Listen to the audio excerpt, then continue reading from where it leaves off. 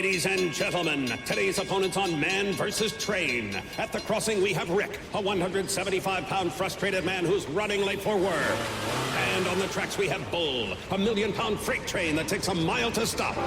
Let's see who comes out on top.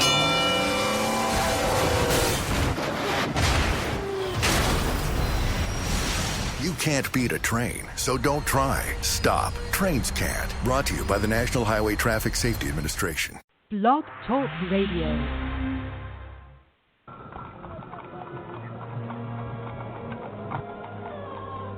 The year, 1888. The place, London's East End. Dead and mutilated bodies are popping up all over, from Stamford to Whitechapel. Jack the Ripper is leaving his mark, and the city's on edge. Yvonne Mason is back with a tale of murder and millinery. The Rhodes Hat Factory is booming while the body count rises. Why now? How are these hats connected? Has the Hatter gone mad? Mad Hatter, from Yvonne Mason. Available now on Amazon.com. Well, hello, ladies and gentlemen, and happy St. Patrick's Day to one and all. If it's Friday night, you know where we are. We're on Off the Chain. I am your host, Yvonne Mason, and of course that was a piece of shameless promotion. That was my historical fiction, The Mad Hatter, set in 1888 in Whitechapel, England. The gentleman that did that ad for me, his name is Christopher Dunham. And if you were looking for someone to do an ad for you, whether it's for books, music, art, business, whatever, contact him. He's on my Facebook. He also has a show himself on Friday night called Friday Night Freak Show. So hop over there and listen to it. The man's absolutely amazing. This has been a very, very interesting week on so many levels. Things are just going insane. I can't explain how insane things are going. We're well over 11,000 listeners for this show, and, of course, it's heard all over the world. It's heard in Canada and Germany and Korea, Egypt, Ecuador, the UK, the Russian Federation, the USA, Indonesia, Singapore, Australia, who are our biggest fans, Ireland, Croatia, Tunisia, New Zealand, Taiwan, Brazil, Pakistan, India, Nigeria, Saudi Arabia, Portugal, Hungary, Bulgaria, Norway, the Ukraine, Vietnam, Finland, Sweden, and we've added Peru, we've added the Philippines, we've added France, Argentina, Mexico, and, of course, Croatia. And then this morning we also added, are you ready for this? The Democratic Republic of the Congo. Now, ladies and gentlemen, when you get almost, I think it's 40 countries I counted, and I counted it out earlier in the day, 40 countries are listening to this show. What does that tell you? We have a reach that is unbelievable, absolutely unbelievable. I am so proud of this show, and it has to do with the guests that I have on the show, because without them, I could sit here and talk all night and probably wouldn't produce any results. But before I introduce my guest, I want to do a little bit more self-promoting. On Vita.com, it's capital V, capital I, capital D, capital A.com, under my married name, Yvonne Sewell, you will find different products. You'll find pillows, shawls, wraps, totes, statement bags, and different kinds of women's tops. On that product are my photographs. They take my photographs and build them into that product. And it's my design collection. Check it out, because I found out, quite by accident, that the product itself, the top, the pillow, the statement bag, the tote, the wrap, the shawl, is made in different countries, and then it's brought to America, and they do the design work once they get the product. The beautiful part is the person that is making that product, Vita is teaching them how to read. Now, we're talking about countries that are underdeveloped, and the adults that are working for VITA as independent contractors get the opportunity to learn how to read through VITA. Well, that made me even want to support this company even more, because I believe everyone should have the opportunity to be able to read. So let's support these men and women that are making me products for pennies on the dollar, I'm sure, but they're learning to read, which is priceless. Also, you can go on viewbug.com, which is my photography site, and if you so desire, purchase my photographs on canvas and hang them up in your home, and that's under Yvonne Mason. I keep my clothing line separate from my radio show and my photography and my books. It's just who I am. So since I did all that shameless promotion, tonight's show, I cannot wait to get started, because it is a return guest. Author Julie Morgan is with me again, and she is originally from Burleson, Texas, and she's always had a love for books, and especially paranormals, and she decided that instead of just reading, she would start writing, and has done very well. She's worked in IT her entire career, so now she spends all of her free time writing, and she not only jumped into the writing field, but she left the big state of Texas and joined us in this grand state of Florida. She lives in Central Florida with her husband and her beautiful, beautiful, beautiful daughter. Her favorite time is reading children's books to that young lady, and especially those that have to do with animals, because her daughter loves animals. Julie, thank you, my dear. I know that you're standing outside a hotel room getting ready to take a trip, and I so thank you for spending an hour with me tonight. Oh, Yvonne, no problem. I enjoy being here. Well, I get that from guests. They said, when can I come back? And I'm thinking, I didn't know this show was that special, but I thank you for it being that special, because it's because of all of y'all that, gracious, 40 countries and 11,000 listeners, and we're growing by leaps and bounds, and it's all because of y'all. People want to hear from y'all. Well, that's why we're here. So, your short history, you lived in Burleson, you worked in IT, you left Burleson, moved to Florida, probably still work in IT, and now you write books, and you've written some pretty good books. But before we get into your books, you have a passion.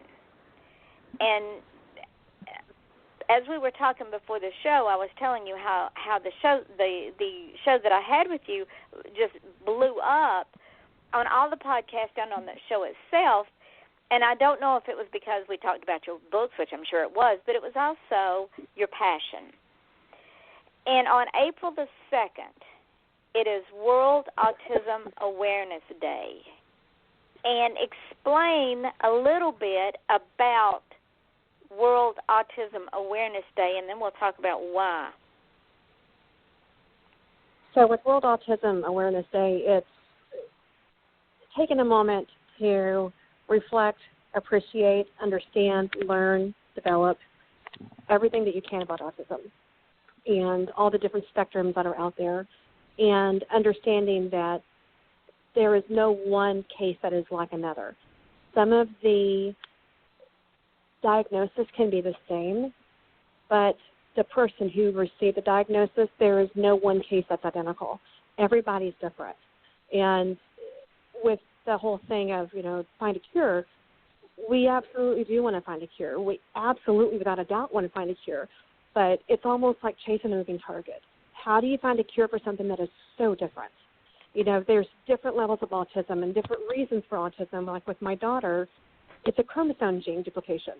Or with somebody else, it could be a malfunction in their brain. It could be because it's brought on by Down syndrome. It could be because of any number of reasons. There is any reason that could have caused it. And some people think that it's the food in their environment. Sorry, there's a plane going over my head right now. It's a little loud. But some people think it's the food in the environment. Some people think that it might be toxins in the air, hormones that are injected in the food. There's any number of reasons why something could happen. And people have different beliefs and different things that they want to look into and what they want to believe. But end of the day, there are tests, there's blood tests, there's amazing doctors out there. We are fortunate to find one, and you have to take it one step at a time, one day at a time, and not live in denial that there might be something wrong with your child. That is the hardest thing to ever have to admit, is that something might be wrong, because no matter what she's going through, I can't take that away from her. I want to protect her from all the evil in the world, but I cannot protect her from this. And that was the hardest thing for me to let go, that I can't fix her. And not only can you not protect her, but it wasn't anything that you did or did not do, or your husband did or did not do. It was it just is. It's that. It just is. It's that hand that one is dealt, and the way that one approaches a difference or a uniqueness, it affects the outcome. Right. And an example is when my mother found out that my brother was retarded due to encephalitis, and the doctors told her just throw him in a back room or throw him in an institution somewhere and just go and have another baby, like go and get another puppy and forget about him. Of course, this was in the 50s, but we haven't come that much further as it is, and just go toss him somewhere and forget about him because he's not worth anything. My mother did what you did. My mother said, no, we will work with what we've got, and we will take him as far as he will go. Not as far as you think he will go, but as far as he is willing to go.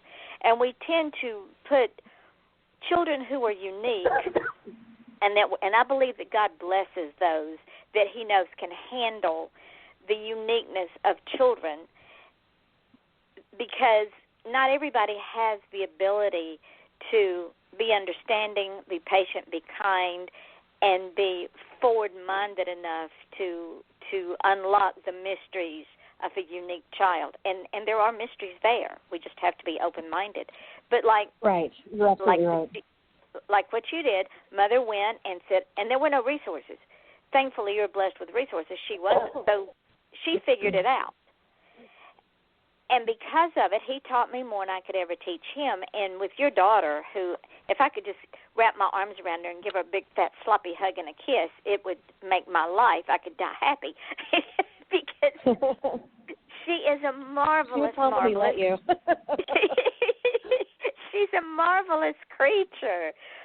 And there's so many things in her little mind that will eventually come out.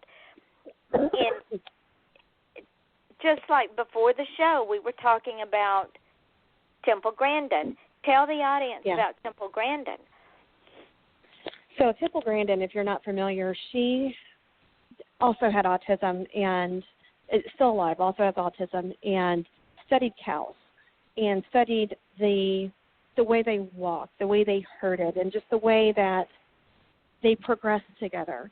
And basically, for lack of better terms, recreated their turnout pen, or where they go to feed, where they go to get worked out or milked, or whatever the reason is of what they're doing in their turnout.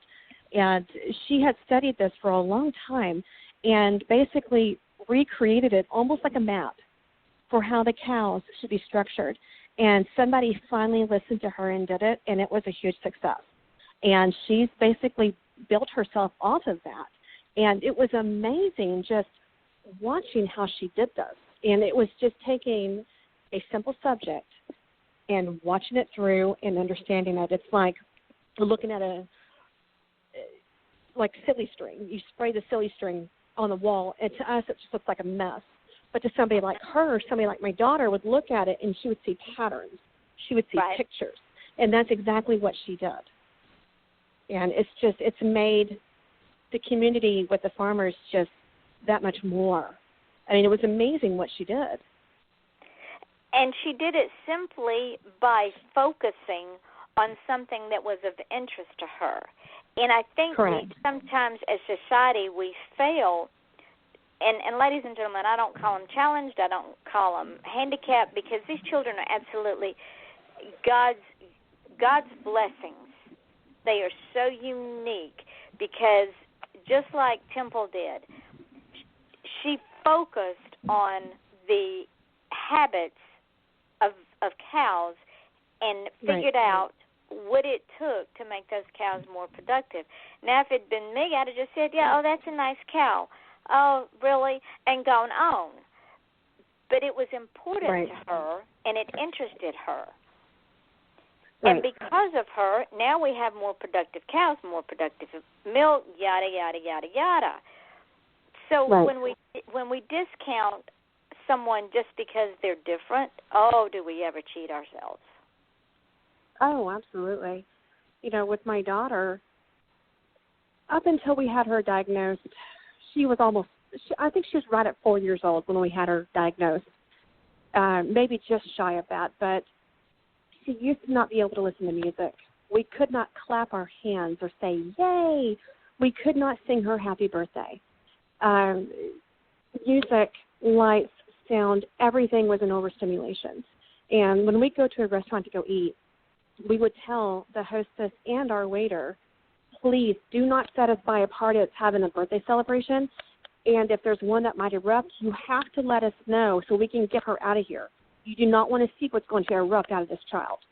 And there's been a couple of times that they forgot to say something, and here they come with their clapping and hooping and hollering, and my daughter just, and would just melt down, you know, and I'd have to, you know, snatch her up and run outside. So, I mean, not that to disturb everybody around us, but to get her out of the environment, to get her out of the situation so she would calm down.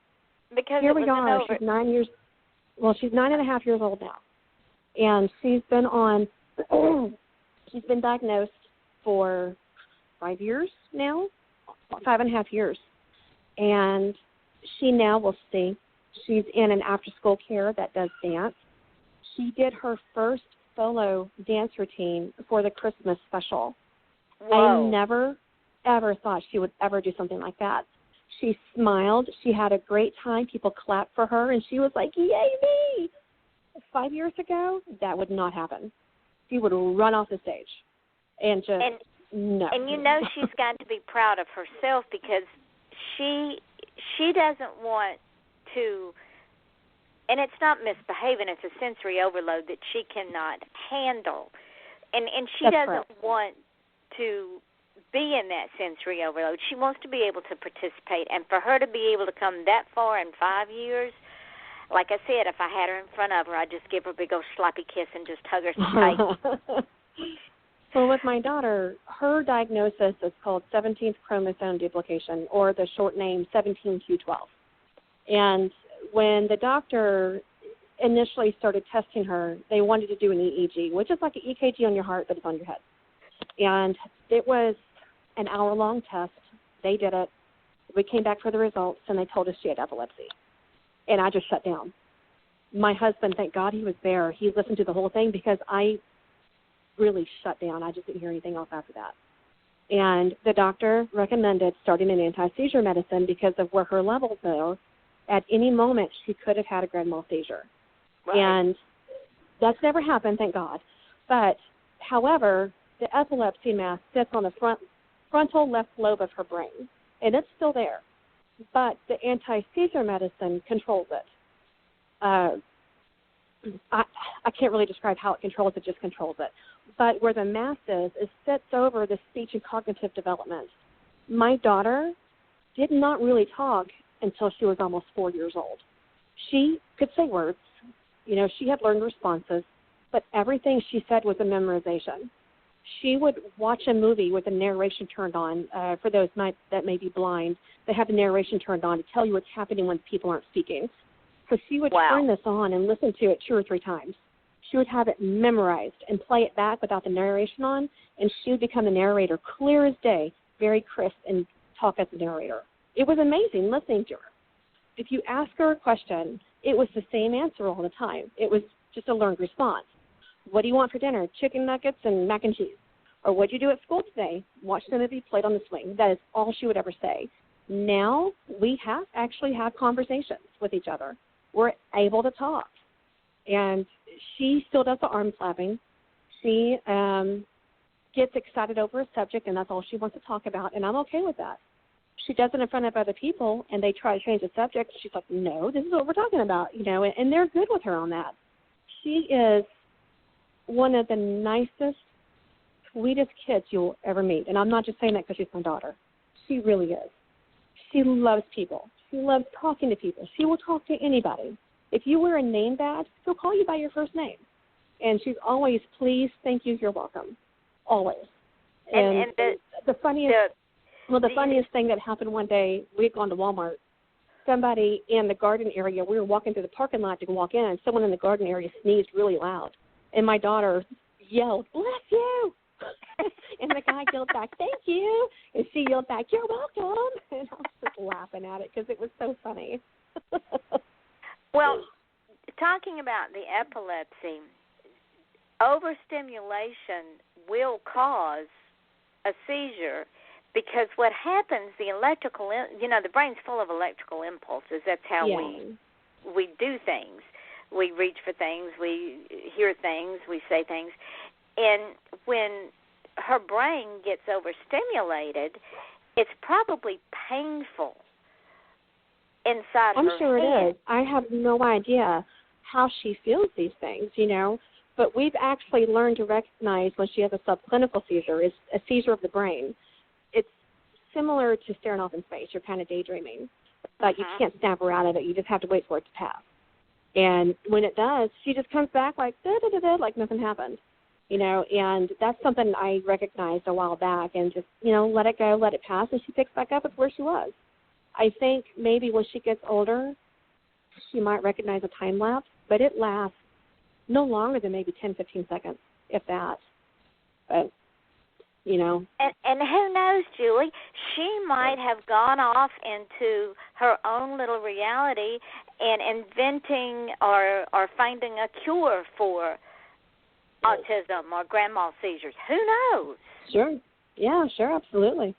Anything's possible, and all is highly probable. And that's why I say when we discount people who are unique, we sure do cheat ourselves in ways that are just unfathomable. And it's because we as quote-unquote normal people don't have time for them because they require energy. Well, I've known some quote-unquote normal people that required a lot of energy. But you don't, but you don't discount them. And sometimes they suck your energy. Exactly. And she has so much to give. One day I hope I get to meet her because I am so proud of her and where she has come to be able to get in front of an audience full of people, for one thing, to do a dance routine, which is difficult enough for, quote-unquote, a normal person, and then to stand there and it be a solo, which is scary enough, and then to accept the applause of the audience without shrieking in pain is just out of this world. It's amazing. It's amazing. And her dance studio, oh, my gosh, I can't say enough good things about them. They are so wonderful with her. They don't treat her differently. They treat her like everybody else. But with the dances that they do for her, like a solo or something, they do it within the level that she's capable of doing, but push it just slightly to get her to the next level.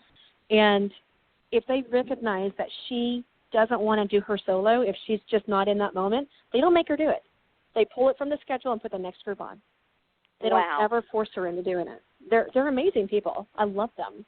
Well, we are so because they fortunate know, that we found them.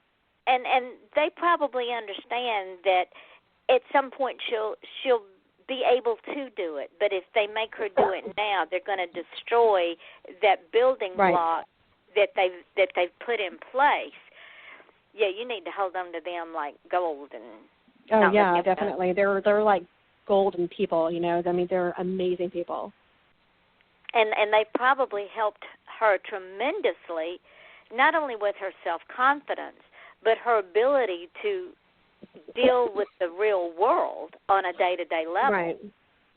Oh, I'll tell you this. Her PE classes, she used to fail PE because to tell somebody to do a jumping jack and they don't understand what that means, they'll stand there.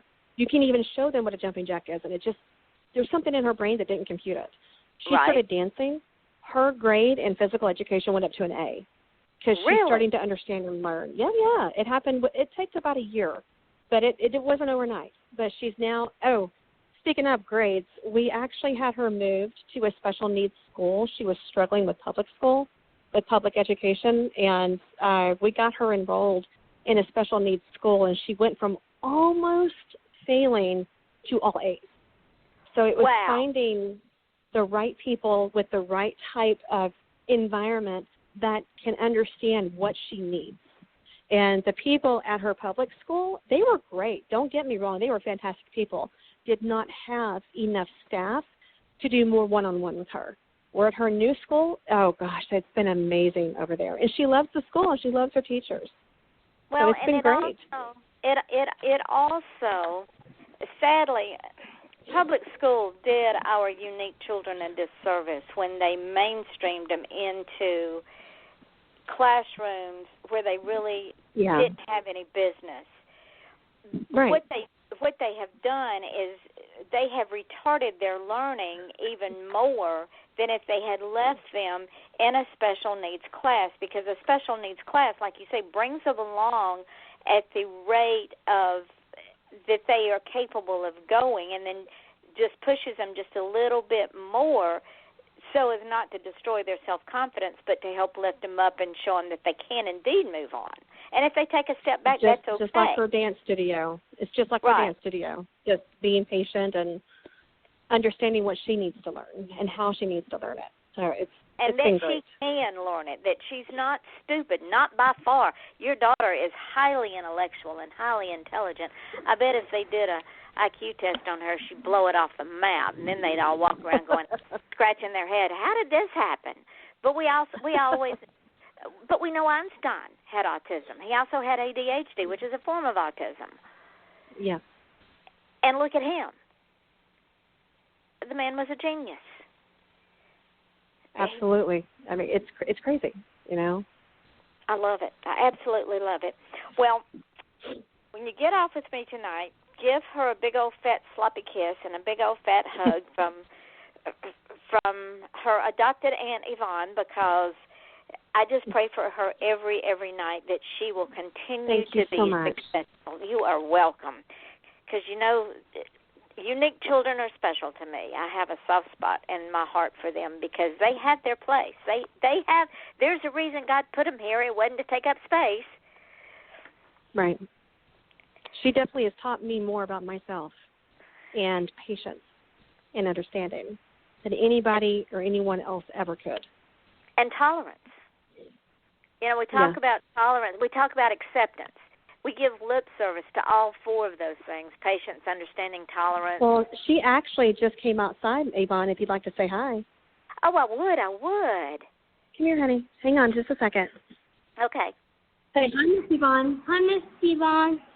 Hello, how are you? Good. Your mommy has been telling me good things about you, and I wanted to let you know how proud I am of you. What do you say? Thank you. You're welcome. You keep shining like a bright star, sweetheart, because you're going places. That's right. That's right.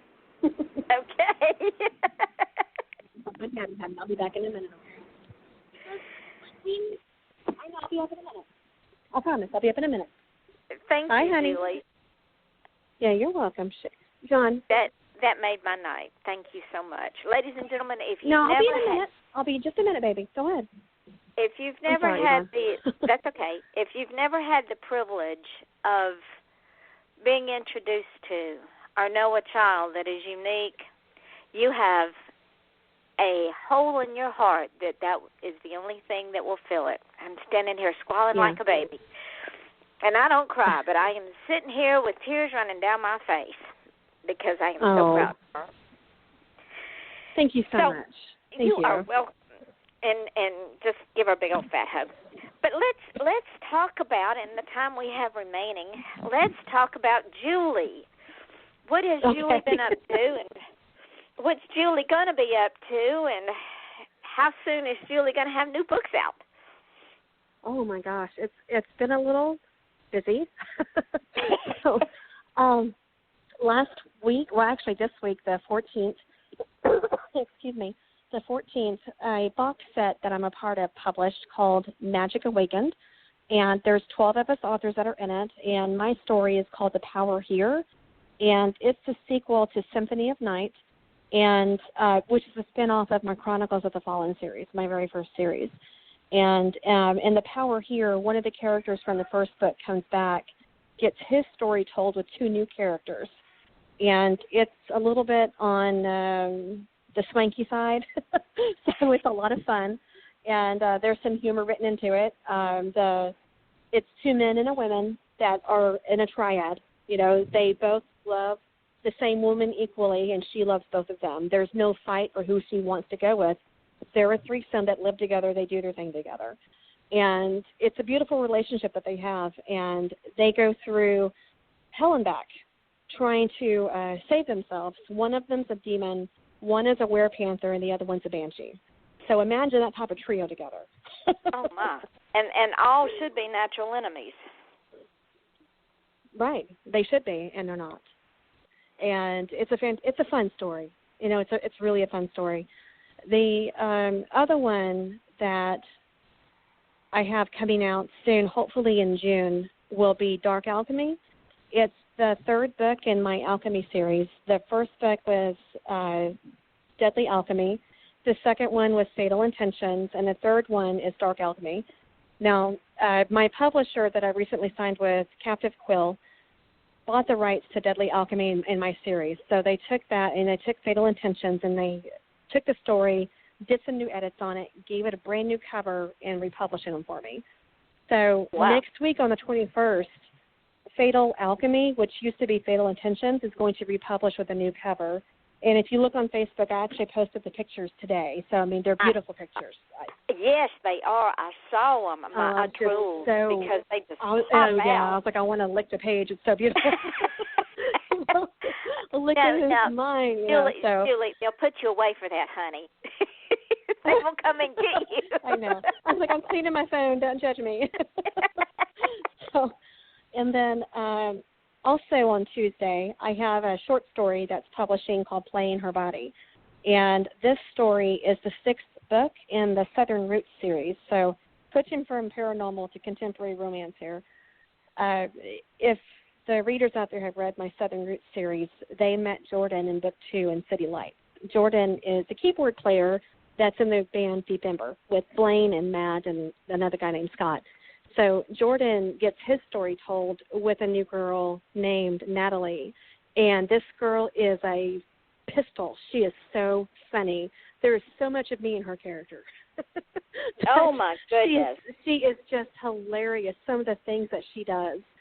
It made me laugh rereading it when I was going through and doing edits. It just made me laugh. And I had, some authors read it before it was published just to kind of give some constructive feedback and, to do review type things, and they all loved it. Said it was great, said it was funny. So it's a good time. It's a good story. And there's a little bit of, drama in it. Excuse me, a little bit of drama just to kind of push the story forward. But it's more like a misunderstanding type drama, kind of like, stop being such a bitch. Him, not her. So, for lack of better terms. But, it's a fun story. That's also coming out Tuesday. Well, you've just been a busy, busy girl. How do you have – now it's time to take a moment and then recharge your batteries and then come back and start all over again. What are you planning? I mean, good gracious. You're on a roll, child. Oh, God. Well, other than Dark Alchemy, I'm also planning the next 2 books in my Special Ops series. So Ranger and Seal need to be written. I have, I have the outline done for Ranger. It's just getting myself ready to write his story. And Seal will be the last one. And after that, there's another story. There's another story. Great. There's 2 more. My mind is so busy, but there's 2 more. There's another box set that's coming out April 18th called Sultry and Sinful.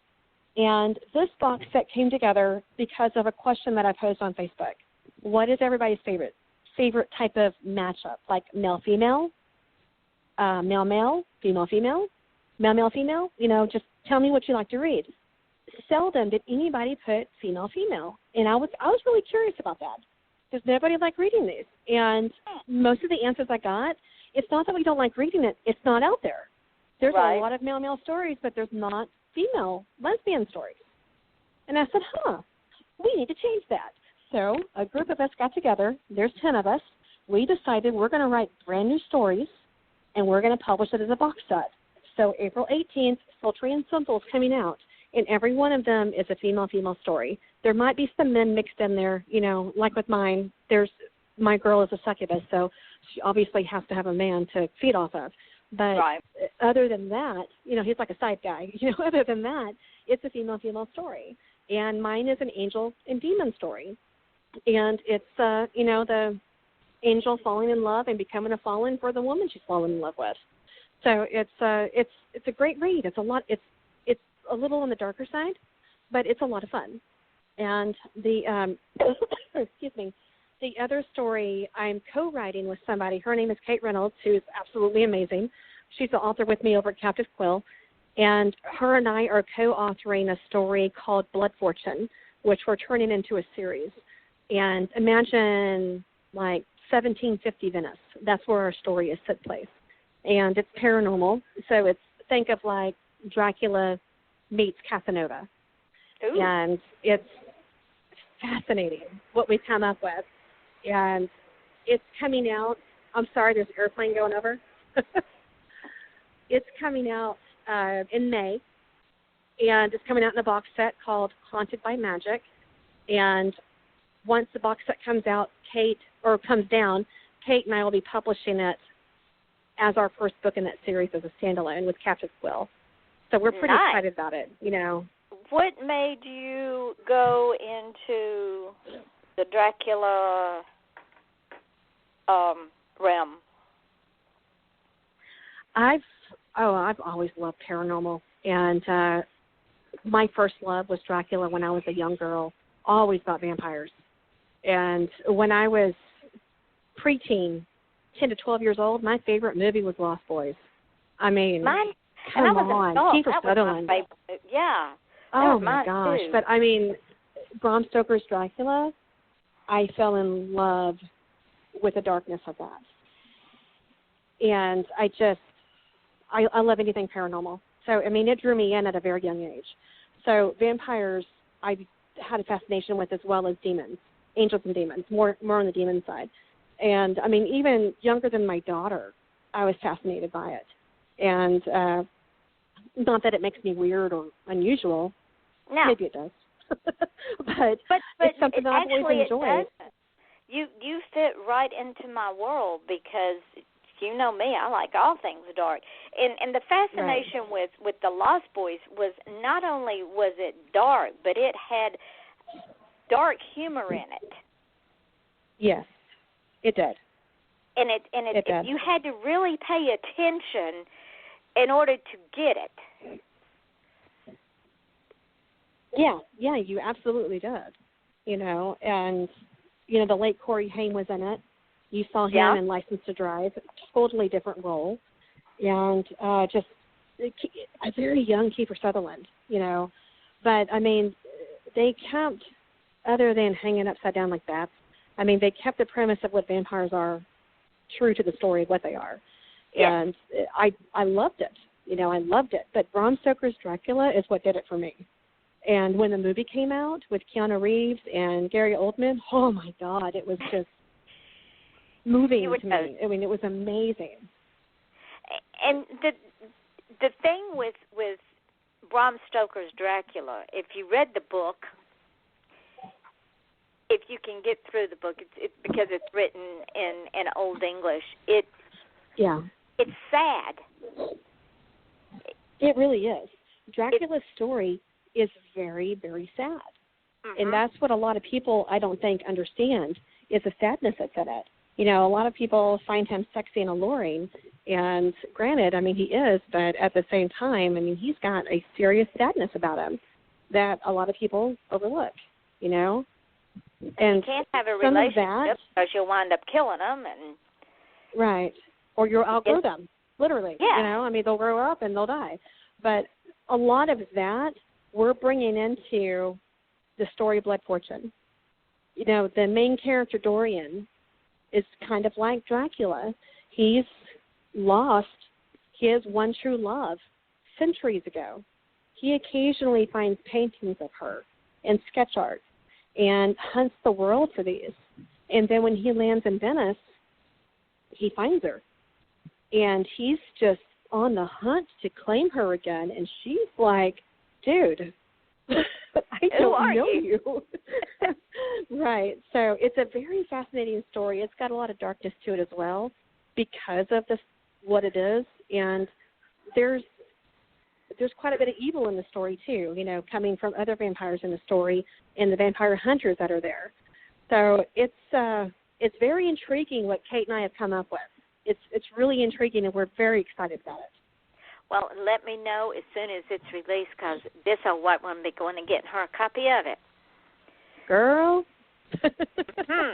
You just watch, and I won't be downloading it on my Kindle either. I'll be buying it in book form because I keep all my vampire books. They have their own little shelf in my office, and I go by and grace them with my hand every once in a while.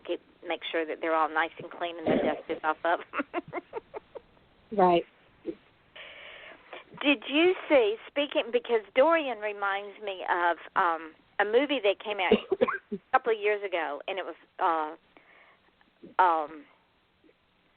about the first vampire, Vlad the Impaler. Oh, yes, Vlad the Impaler. Yeah.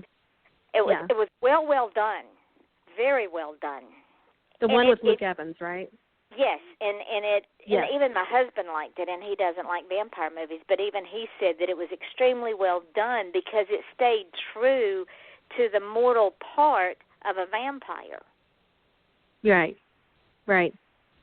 And I was happy to see them using Vlad the Impaler. You know, most people just use, you know, Dracula. They Yes. don't give him a backstory. Where with Vlad, I mean, the man hung some heads on sticks and was all about the blood, you know? He was indeed. So when will Blood Fortune come out?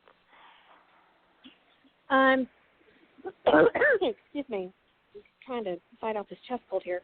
But we're releasing it in a box set. I believe the date is May 18th, and that's when it comes out in the box set. So it's called Haunted by Magic. It's up for pre-order right now.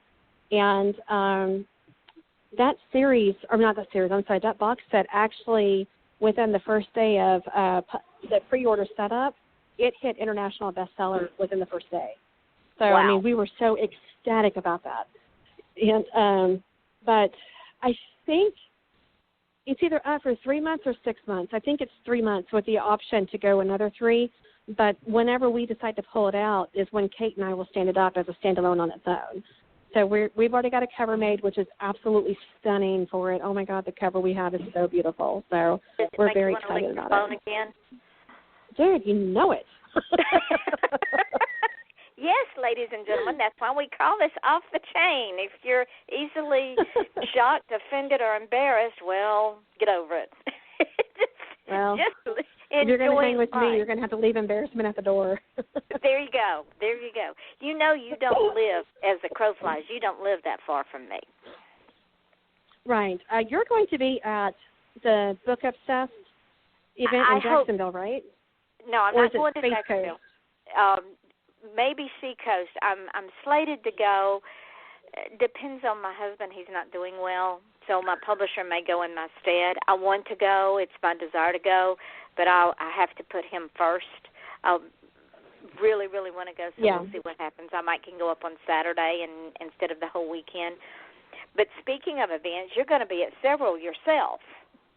Yes, I have 6 lined up this year. Tell the folks where you're going to be so they can write it down on their little calendars. So April 7th, I'm going to do my best to remember the dates.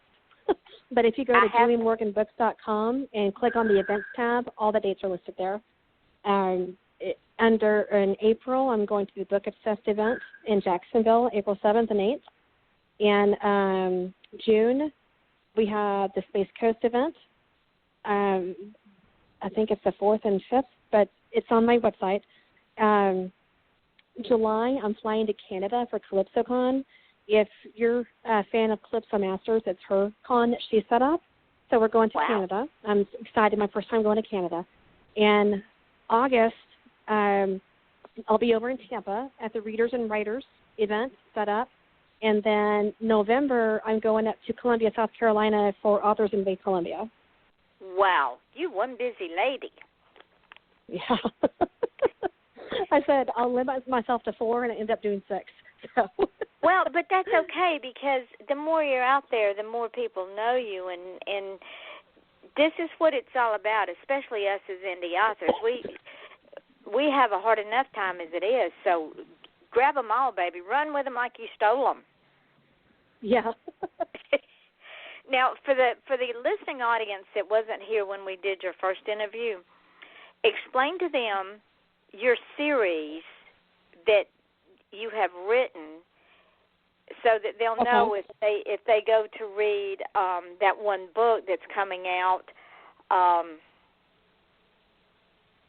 not Insidious Love, or Play in Her Body. Play in Her Body. Play in Her Body. When they go to read that they really, even though it's a standalone, they really need to go back and start with the first in the series to figure out who's on first. Right. So again, if you go to my webpage, juliemorganbooks.com, all of my books that I have out, even the standalone called Dragon Master, they're all out there. And the first series that I published is called Chronicles of the Fallen, Angels and Demons, one of my favorite topics to ever talk about other than vampires. My second series is my Southern Roots series. So it's contemporary romance. It's got a cowboy.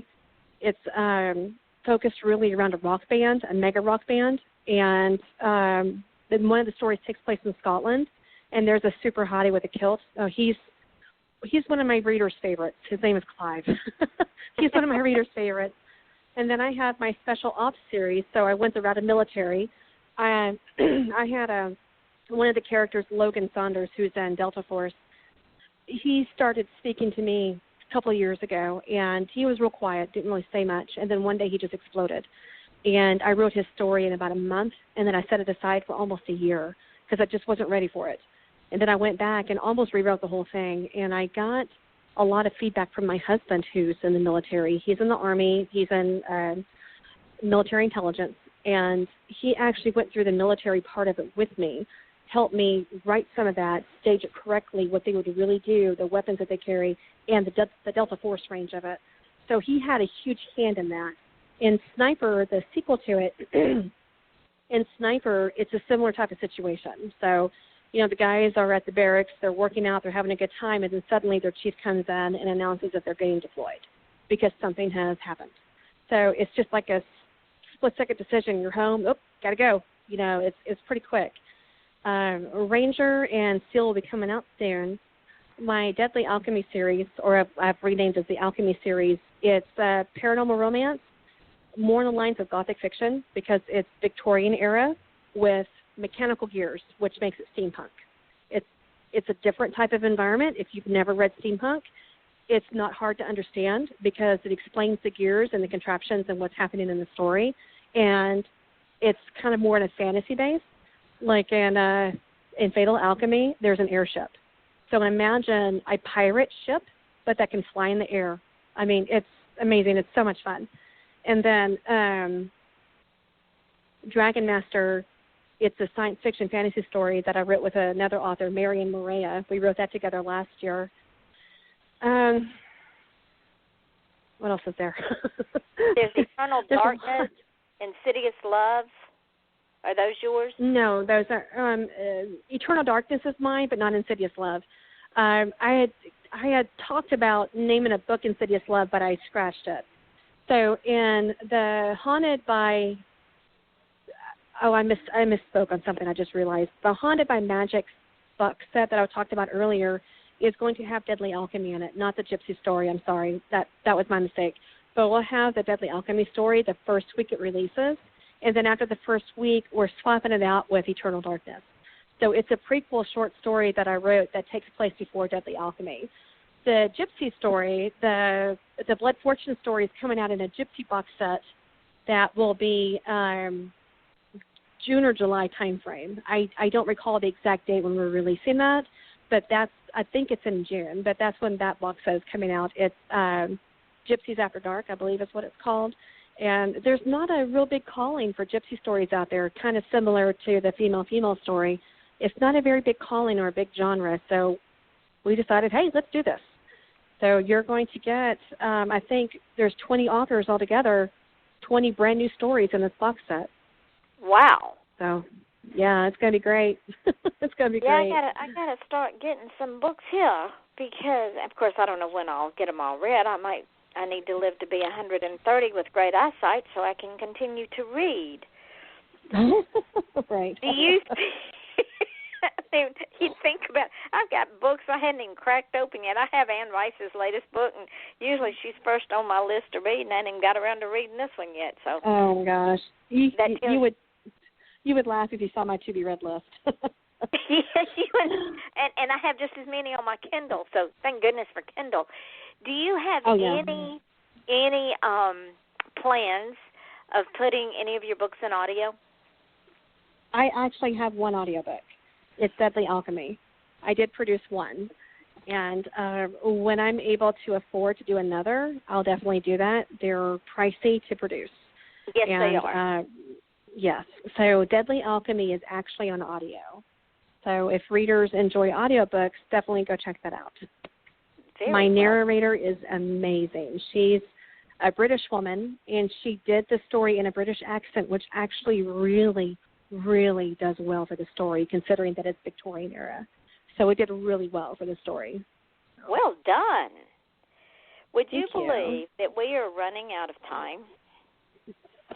I would, because we talk a lot. But that's what the show's about. We're supposed to talk a lot. So tell the folks where you can be found, my beautiful friend. At www.juliemorganbooks.com. They can also go to Amazon and type in my name, Julie Morgan, and I'll be found. And if you go to Facebook, I'm also there, Julie Morgan. And my author page on my author page on Facebook is, if you do facebook.com/Julie Morgan Book, singular, not plural. So you'll find me there with that. I'm also on Twitter and I'm also on Instagram. So I'm pretty much everywhere. And have a newsletter, so that comes out a lot. and you're gonna be even further because you're gonna be up on 5 different podcasts after this show because you're gonna be up on Podomatic, podcastgarden.com, podcast.com, Spreaker, Mixcloud, SoundCloud, iTunes, YouTube, FM.com, and TuneIn Radio. That's awesome. And that's the ones I know about. Every day I'm finding new places where this show has been put up that I didn't put it up. Congratulations, by the way, for getting into Congo. Oh my gosh.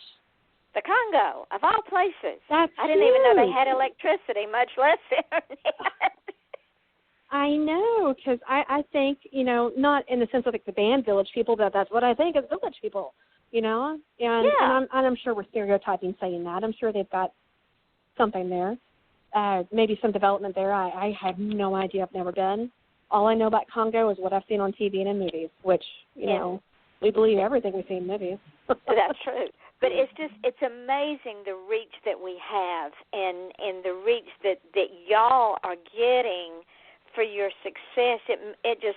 Every morning that's the first thing I do when I get on my computer and start working is I go to look at the numbers and then I go to look at where we're being heard because to me that is the important, even more so than the numbers, the different places that this show is being heard and the people we are reaching so y'all can be so successful and get out there and get new readerships and get new fan bases.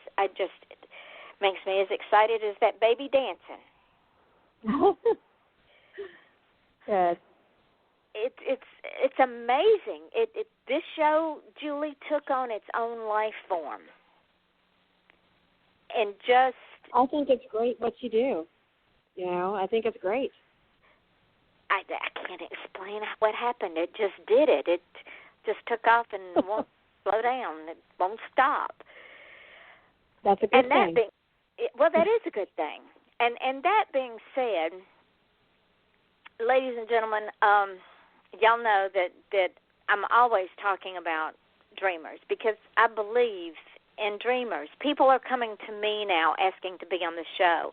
I have a site called advertisecast.com, and people can go on there, and if they want something advertised on the show, they pay a nominal fee and get advertising. And a gentleman has already done that, and he was my first one, so he got the whole month of February. I did a shout-out for him. Well, I got an email the other day from an author. This is how she found me, was through advertisecast.com. I can't talk anymore. And asked if she could be on the show.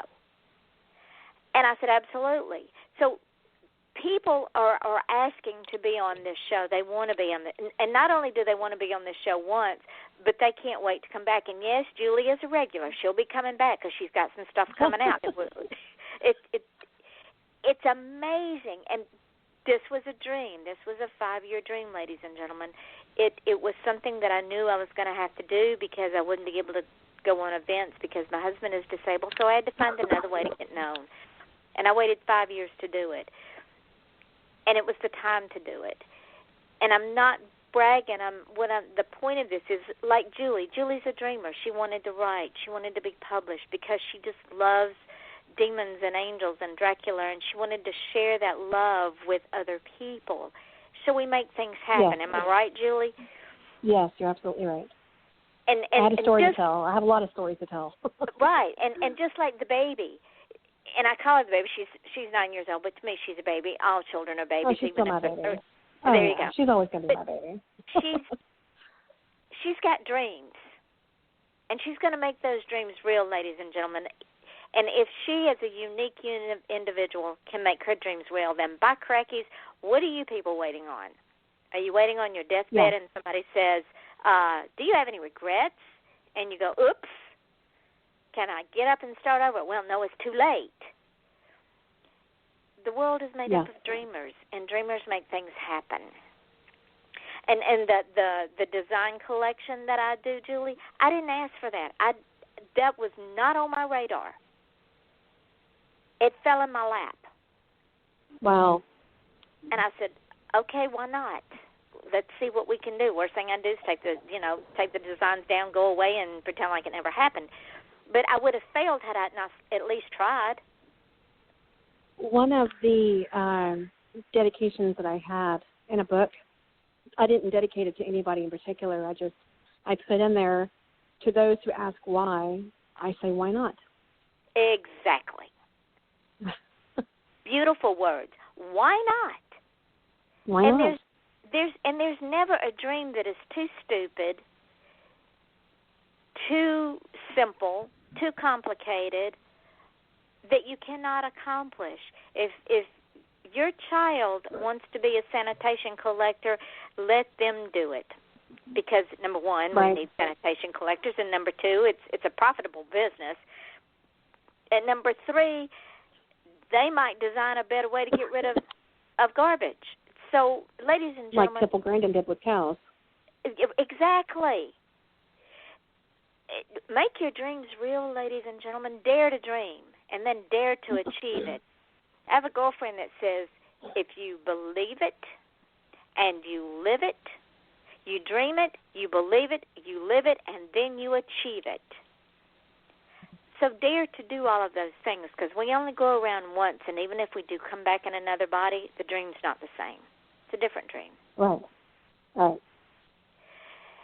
So understand, if someone steals your dream, and Julie can tell you, it happens all the time. People say, you can't do this, you're not good enough, or you'll never make it happen. When people try to take you down, you can do one of two things.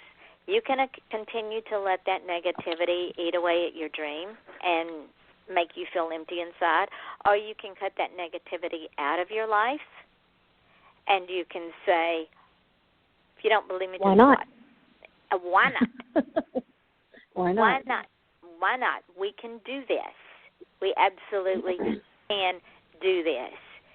Because who knows, your dream be the beginning of something beautiful for someone else.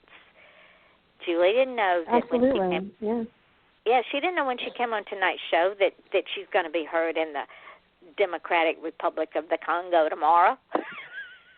Oh, that is just fascinating. Oh, my gosh. I can't even. I can't. Hi. There you go. And Australia is our biggest listener. 72% I have of our readers in listeners. Australia. Yeah, I have readers in Australia, and they are rock star readers, man. They are amazing. I love my readers over there. So, ladies and gentlemen, they're going to be cutting us off here shortly. Our show is going to end. So understand, we will be here tomorrow night at 8 o'clock with Dr. Sita. And now we are off the air, so I will put everything up. And, of course, I will be gone, so you won't be able to pass it on until you come back, but at least it'll be on your feed, and folks can see it. Have fun. Kiss the baby for me. Oh, and tell your husband again. He'll probably get sick of hearing it from me, but I don't care. Tell him to suck it up, Buttercup. Thank him for his service. I will. I will definitely will. And thank you for your sacrifice, because it's not easy being a military wife and being a mother. Some people complain, oh, my husband's going to be gone for a week for travel. Won't you try a year to a year and a half? Exactly. And you know what? If you need to vent, you let me know. I'll say, here's my phone number. Give me a call, and we'll just chat. And if you want to have a getaway weekend, bring the baby and come visit, because you're just across the state, about 2.5 hours away. Oh yeah, definitely. That'd be a lot of fun. I'm sure she would just run through your house like, new stuff. Yeah, fun stuff. We have a pool. We're not that far from the beach. There's all kinds of things. Oh, gosh, she would just, if I told her you had a pool, she'd be like, I'm going. Let's go. Mommy, get in the car. Yeah, we're going now. We're headed there. Just let's go. Move it. Yep. So, add me to your support group, my friend. Yes, ma'am. All right, my darling. That very much. You're welcome. Now go kiss the baby for me, kiss your husband for me, and enjoy your trip. Take care of yourself, relax. Okay? You too, because I want you to come back rested and ready to write some more. Yes, so ma'am. All right, darling. Talk to you later. Okay. Thank you, Yvonne. You're welcome. Good night. Okay. Bye-bye.